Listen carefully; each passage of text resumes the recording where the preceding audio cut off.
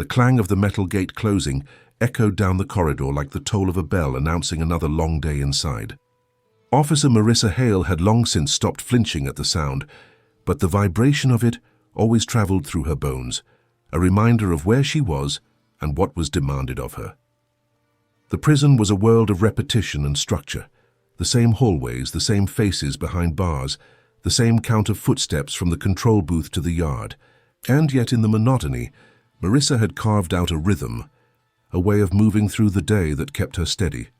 She was not the kind of officer who barked commands for the sake of power, nor the type to let her guard slip in a place where weakness was swiftly noted. Instead, she cultivated balance, firm but fair, approachable without ever blurring the line between her authority and the prisoner's confinement. It had earned her a reputation among her peers as calm under pressure, and among inmates as someone who could not be easily rattled. In prison, that balance was rare. Every morning began the same. Keys checked twice, uniform neat, boots laced tight. By the time the first group of inmates was escorted to breakfast, Marissa was already on her second circuit through the North Wing, scanning for anything out of place. Some officers coasted on routine, but she had learned that small things, a misplaced shirt, a nervous glance, a piece of contraband barely visible, often unraveled into bigger problems if ignored. That morning, though, everything seemed ordinary. The cafeteria buzzed with its usual mixture of low chatter and clattering trays. Ellis Munro, an inmate Marissa knew mostly by his reputation as a quiet, withdrawn man, sat at his usual corner table, hunched over his food with the air of someone who wanted to be invisible. He had been convicted years earlier, but unlike others who strutted for attention or alliances, Ellis kept to himself, drawing little notice. Marissa filed him away in the mental catalogue of prisoners who were unlikely to cause trouble, at least not openly. As the day wore on, the routines of the prison unfolded: work assignments in the laundry, cleaning shifts, time in the yard. Marissa walked her post steadily, exchanging quick words with fellow officers, her eyes always moving. To the untrained observer, it was the picture of dull repetition, but to her, every sound mattered. The scrape of a chair, the flicker of tension in the air, the rhythm of a locked-down world. It wasn't until she stepped outside into the yard, sun pressing down on the cracked asphalt, that she noticed something unusual. At first, it was nothing more than a faint rustle against the chain-link fence that bordered the far end of the yard, where weeds pushed stubbornly through dry soil. She frowned, scanning the area, but the movement stopped. Probably just a bird, she thought, or one of the ever-present squirrels that sometimes ventured too close. She made a note of it but didn't linger. The inmates on the yard needed watching, and her attention was required elsewhere. Still, as the hours passed, she caught herself thinking back to that sound, that brief, low disturbance where the wilderness pressed against the steel boundary of the prison. It was nothing, she told herself, but years of experience had taught her that nothing often had a way of becoming something. That evening, after the last inmate count and the shuffle of heavy doors closing, Marissa lingered by the gate before turning in her keys. The air smelled faintly of dust, and a strange unease prickled along the back of her neck. The prison felt contained, sealed tight, yet she knew better than to think the outside world could never seep in. Nature, after all, didn't recognize fences or razor wire. When she left the building and walked toward the staff lot, the setting sun painted the sky in copper and rose, casting long shadows across the perimeter fence. Somewhere beyond the concrete, beyond the steel, the land stretched into open fields, dry grass swaying with the kind of restless energy that could carry anything. A rumor, a whisper, or something far less visible. Marissa paused, scanning the line where land met fence, her instincts humming with a faint but persistent alertness. Tomorrow, she thought, would be just another day. Another set of doors to unlock, another set of inmates to oversee, another rotation of routine. Yet beneath that certainty, there was a tremor she couldn't quite explain, a sense that the ordinary balance inside these walls was about to tip. The morning began with the same hum of routine that Marissa Hale had come to know so well. The cafeteria filled with the familiar scrape of trays and the low buzz of conversation. Officers posted at their stations, the sun pouring sharp, bright light through the narrow windows. On the surface, it was no different than any other day. Yet the unease Marissa had felt the evening before still lingered with her, like a shadow just out of sight. After the breakfast shift and the first head count, the yard opened for recreation. For the inmates, it was a precious sliver of freedom. Time to stretch under the sky, to talk in guarded tones, to move their bodies after hours confined to cinder-block walls.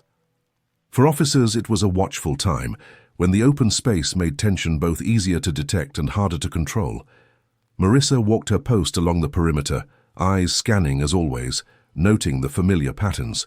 A group of younger inmates clustered around a basketball game. Others staked out benches, engaging in card games or quiet talk. And as usual, Ellis Monroe sat alone on the far edge of the yard, leaning against the wall, watching without seeming to. He had the stillness of someone who had made peace with invisibility. It was then that she saw the movement again, subtle, almost invisible against the dry earth pressed up against the fence. This time it wasn't a bird. A ripple in the grass caught her eye, low and deliberate, sliding with a grace that was out of place in a prison yard. Marissa narrowed her gaze and the shape came into focus, long-scaled and unmistakably alive. A rattlesnake, her pulse quickened. It wasn't common, but it wasn't unheard of either.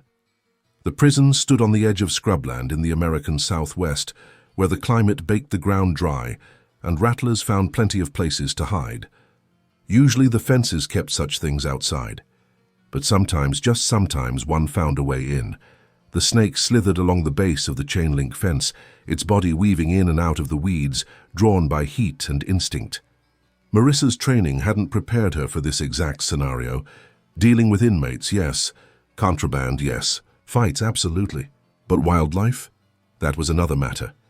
She glanced toward the other officers stationed across the yard, but they hadn't noticed. The inmates were distracted, and no one else seemed aware of the uninvited guest inching closer. For a moment she considered calling it out, raising the alarm, but something in her hesitated.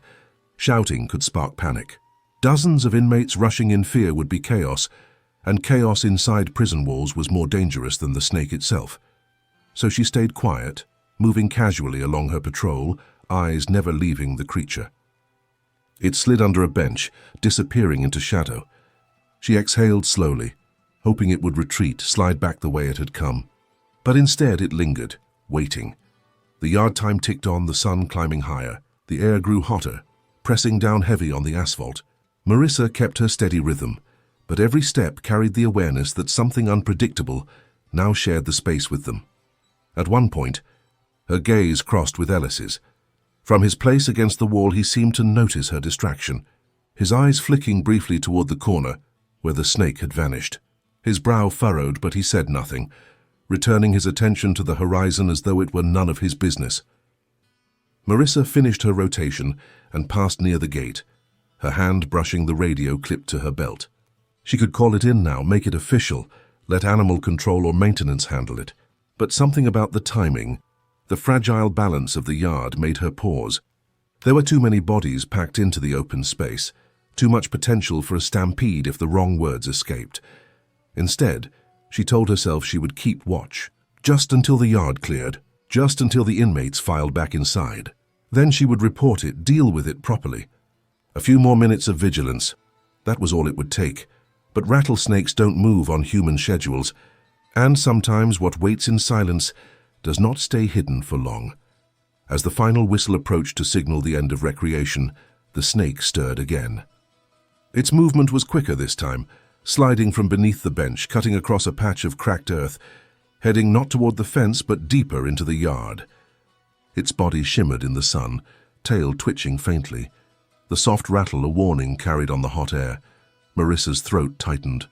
Too far away now for her to reach in time. Too close to the clusters of inmates scattered nearby. She opened her mouth to call out, to break the silence with the order to back away. But before the sound escaped, the snake darted suddenly, and all she could think was how quickly stillness could transform into danger. The yard erupted in a startled murmur as someone finally spotted the intruder. The inmates' reactions rippled like a wave, voices rising, bodies shifting, confusion spreading. In the chaos, one figure froze, Ellis Monroe. The snake's head lifted, tongue flicking, and in that single second of hesitation, fate shifted toward him. Marissa moved, but she already knew she was too late. The rattle cut through the yard like a dry warning drum. a sound so sharp it pulled every eye toward it. In that split second, the calm rhythm of the day dissolved. Some inmates backed away in a rush. Others stood frozen, staring at the snake as if disbelief could keep it still. Marissa's voice tore through the air, sharp, commanding, telling them all to move back. Clear space. But the creature had already chosen its path. Ellis Munro had been leaning against the wall, arms loose at his sides, the sun painting harsh shadows across his face.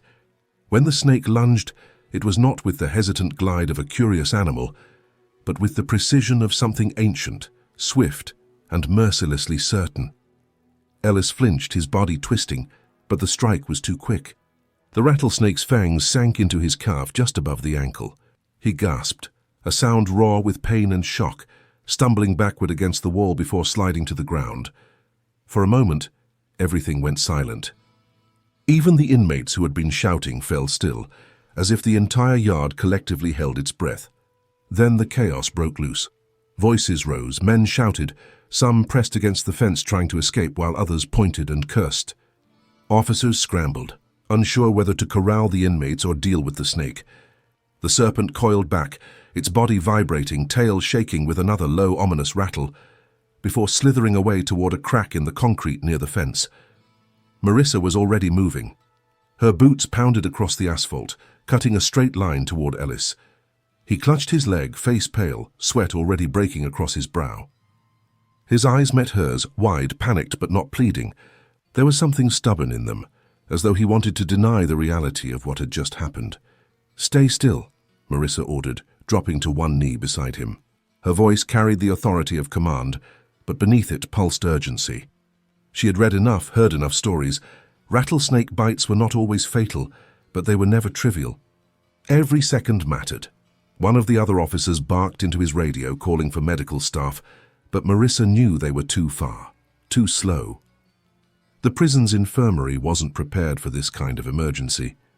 Anti-venom had to come from a hospital, and the nearest one was at least 20 minutes away. 20 minutes could be the difference between life and death. Ellis's breathing grew shallow, his hand trembling where it clutched his leg. Marissa's mind spun through possibilities. Protocol screamed at her, secure the scene, wait for medical professionals. But protocol also meant Ellis might not make it. She pressed a firm hand to his shoulder. "Don't move. Listen to me. You're going to be okay." Her voice was steady, though her heart pounded hard in her chest. The other inmates crowded at a distance, their chatter rising, disbelief mixing with curiosity. Some shouted for her to help him. Others muttered that it was pointless. It was rare to see an officer kneeling beside an inmate, rarer still with such urgency. The venom was already at work. Marissa could see the skin around the bite swelling, discoloring, veins standing out dark and angry against Ellis's leg. She thought back. Years ago, during basic training, an instructor had mentioned field responses to snake bites. Pressure, immobilization, keep the victim calm. But there had also been talk of suction kits, improvised ways to slow the spread. Most officers had laughed at the idea of ever needing it. Yet here she was, her decision crystallized in an instant. She didn't have time for doubt. "Hold still," she said, her tone low but firm. Ellis tried to speak, but his words caught in his throat. His eyes searched hers, and for the first time, the usual wall of indifference in his expression cracked into raw fear. Marissa tore a strip from the hem of her undershirt beneath her vest, winding it tightly above his calf to slow the venom's travel. The move was quick, efficient, improvised, and it drew murmurs from the inmates watching. She could feel their eyes on her, disbelief that an officer was working with such intensity to save one of their own. But she wasn't done. She leaned closer, lowering her mouth to the wound. The idea was instinctive, born from memory, from desperation. It wasn't the recommended way, she knew that. Modern medicine frowned on it, called it outdated, even dangerous. But in this place, in this moment, with no other tools, she wasn't thinking about manuals. She was thinking about time.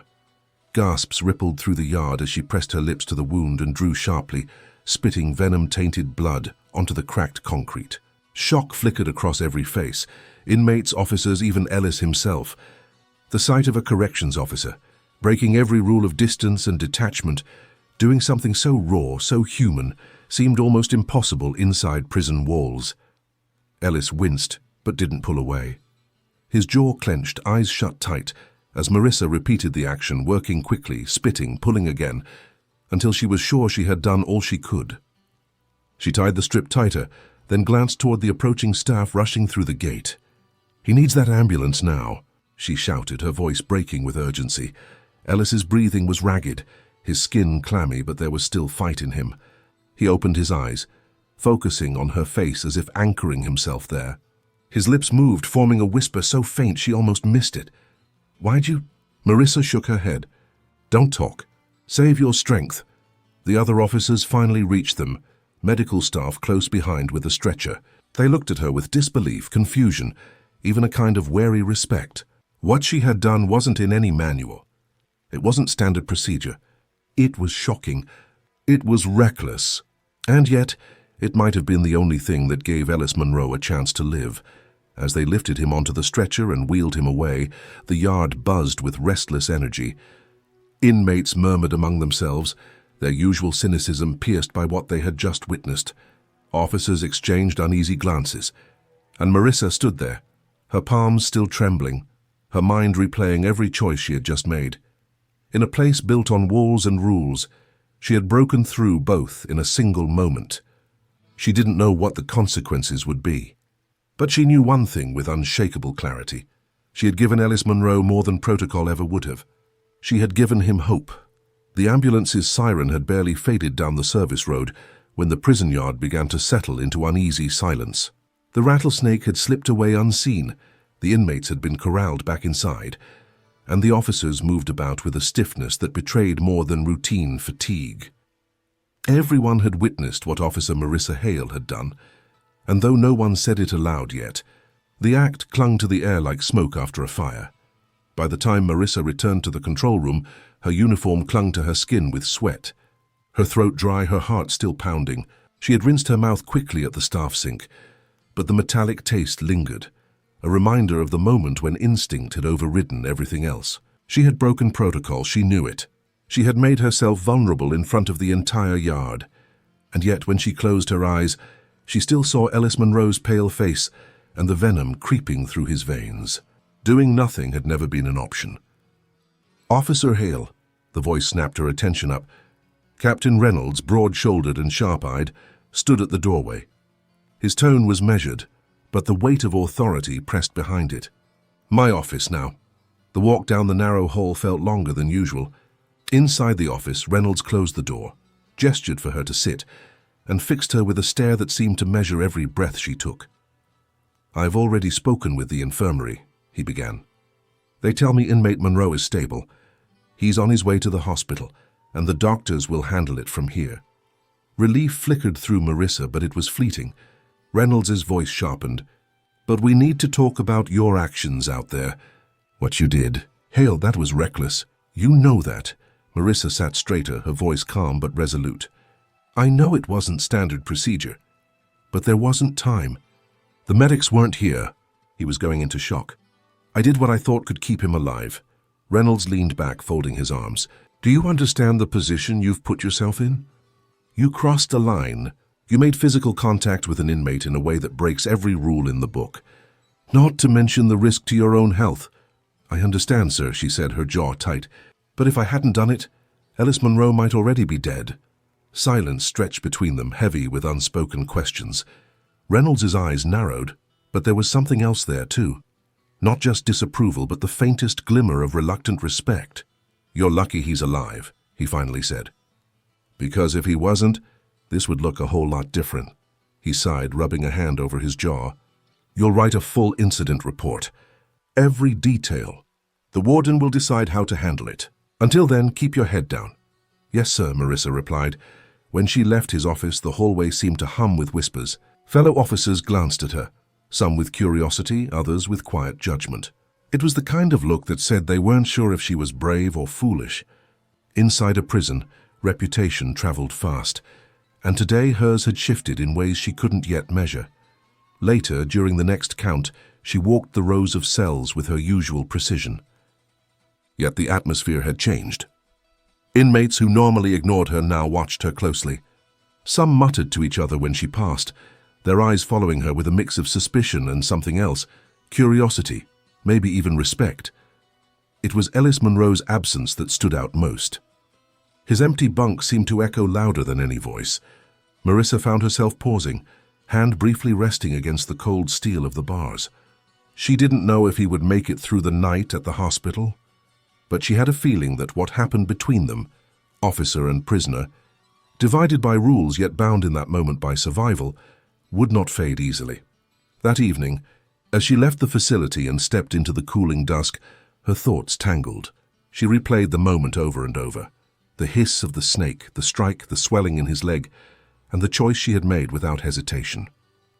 She had shocked them all, inmates, officers, even herself, but the most startling truth was the realization that, in that instant, she had seen Ellis Monroe not as an inmate, not as a case file, but as a human being whose life hung in her hands.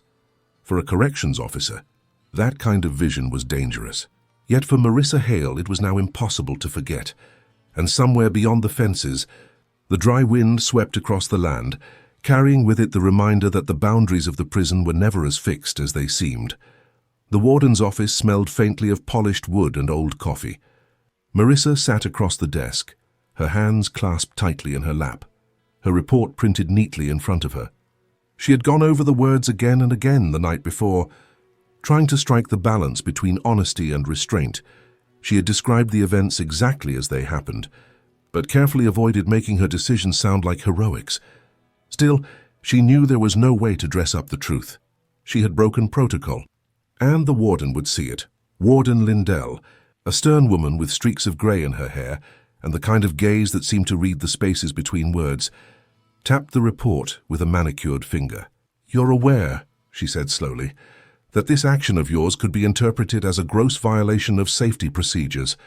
If the inmate had died, if you had become infected or injured yourself, this institution would be facing a very different set of consequences." "Yes." "Ma'am," Marissa replied, keeping her voice calm. "And yet," Lindell continued, leaning back in her chair, "he did not die. In fact, the doctors say the delay between the bite and the hospital's treatment would have been catastrophic had you not intervened. They're calling your actions unorthodox." "But effective," Marissa exhaled, a quiet release of breath she hadn't realized she'd been holding. The warden's eyes narrowed. "Don't mistake my words for approval. You acted outside your authority. You forced this department to answer questions we shouldn't have to. But," she paused, folding her hands together, "you also reminded everyone that this place, for all its rules and concrete, still houses human lives. That is not a lesson most officers are willing to learn." Marissa nodded but didn't speak. She sensed the line she was walking. One side duty, the other compassion, and she knew how easily the institution could punish her for tilting too far. "You'll keep your post," Lindell said finally. "No suspension. But be aware eyes are on you now, Hale. From both sides of the bars. Walk carefully." When Marissa left the office, the weight of the conversation pressed on her. Relief mingled with unease. She had avoided punishment, but she had not escaped scrutiny. Days passed and Ellis Monroe returned from the hospital. He walked with a slight limp, his calf bandaged, but he was alive. His reappearance in the cell block caused a stir among inmates, whispers curling through the air like smoke. He wasn't the same quiet shadow he had once been. People glanced at him differently now, not just as another prisoner, but as the man whose life had been spared by an officer's shocking act. For Ellis himself, the change was subtler. He still kept mostly to himself, still sat in his usual quiet corners, but now there was something unsettled in his gaze. He seemed to carry questions that had no easy place to land.